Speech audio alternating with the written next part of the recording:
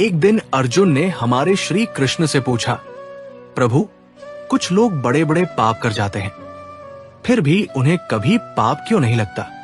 श्री कृष्ण मुस्कुराए और बोले, आओ अर्जुन, एक कथा सुनाता हूं जो इस प्रश्न का उत्तर अपने आप दे जाएगी।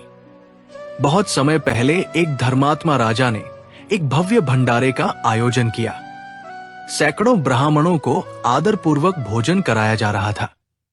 राजा स्वयं पंक्ति के अंत में बैठा था और वो एक ब्राह्मण को भोजन परोसने गया। उसी समय आकाश में से एक चील मरे हुए सांप को लेकर उड़ती हुई निकली। संयोग से उस सांप के विष की कुछ बूंदें उस ब्राह्मण के थाल में गिर पड़ी। कुछ ही क्षणों में उस ब्राह्मण की मृत्यु हो गई। यमराज स्वर्ग से ये दृश्य देख रहे थे। वे उलझन में पड़ गए।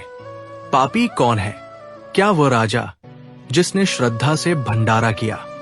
क्या वह चील जो अपने बच्चों के लिए भोजन ले जा रही थी? या वो मृत सांप जिसमें अब जीवन ही नहीं था? यमराज को किसी में भी दोष नहीं दिखा। समय बीत गया। कई महीनों बाद कुछ ब्राह्मण उस राजा से मिलने के लिए राजमहल जा रहे थे। मार्ग में उन्हें एक स्त्री मिली। उन्होंने उससे राजमहल का रास्ता पूछा। स्त्री ने मार्ग तो बता दिया, लेकिन जाते जाते व्यंग्य में बोल उठी, मिलने तो जा रहे हो, लेकिन सावधान रहना, वो राजा ब्राह्मणों को जहर दे देता है।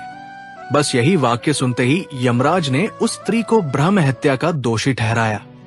यमदूत चौंक गए, प्रभु, इसने तो किसी की हत्या नहीं की, फिर दोष क्यों?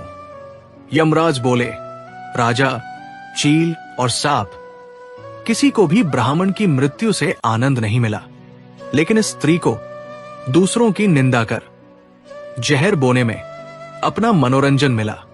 और यही है पाप का वास्तविक बीज। जहां निंदा में सुख मिले, वहीं से पाप जन्म लेता है।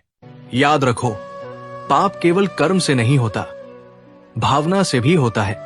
और जब हृदय किसी के पतन से संतोष पाने लगे, तो समझो आत्मा का पतन शुरू हो चुका है।